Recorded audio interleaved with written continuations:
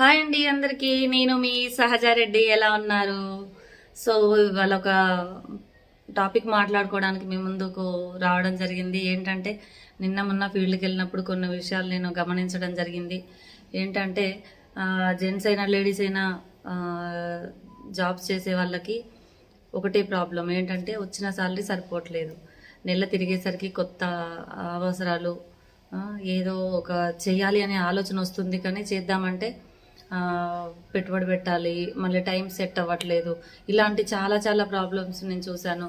కానీ మరి వచ్చిన శాలరీ తోటి ఎలా ఎలా ఈ జీవితం నెట్టుకొచ్చేది అనేది ఇది మెయిన్ ప్రాబ్లం అయిపోయిందండి అందరికీ.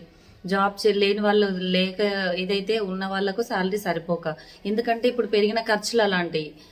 సో దాన్ని బేస్ చేసుకొని మనం కూడా అప్డేట్ వర్షన్లో ఉండాలి. ఏమైనా మనం జాబ్కి వెళ్తున్నామా, వస్తున్నామా, తిన్నామా, పడుకున్నామా, తెల్లారిందా అనేలాగా ఈ రోజులు లేనే లేవండి.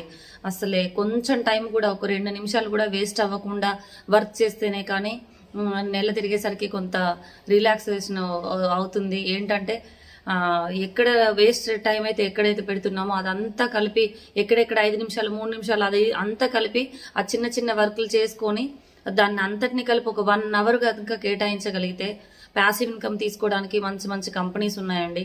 మనం ప్రమోట్ చేయగలిగితే చూడండి, అమితాబ్ బచ్చన్ లాంటి పెద్ద పెద్ద సెలబ్రిటీసే చాలా చిన్న చిన్న ప్రొడక్ట్స్ మార్కెట్లోకి అడ్వర్టైజ్మెంట్ చేస్తున్నారు.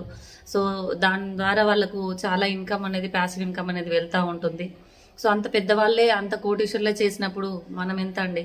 సో నేనేమంటున్నా అంటే, మీకున్న టైంలో కొంచెం సేవ్ చేసుకొని జాబ్ చేస్తూ పార్ట్ టైంగా ఒక కంపెనీలో పెట్టండి. మంచి ఇన్కమ్ తీసుకోవడానికి అవకాశాలు ఉన్నాయి. ఏమైనా డౌట్ ఉంటే నాకు కాల్ చేయండి. Thank you.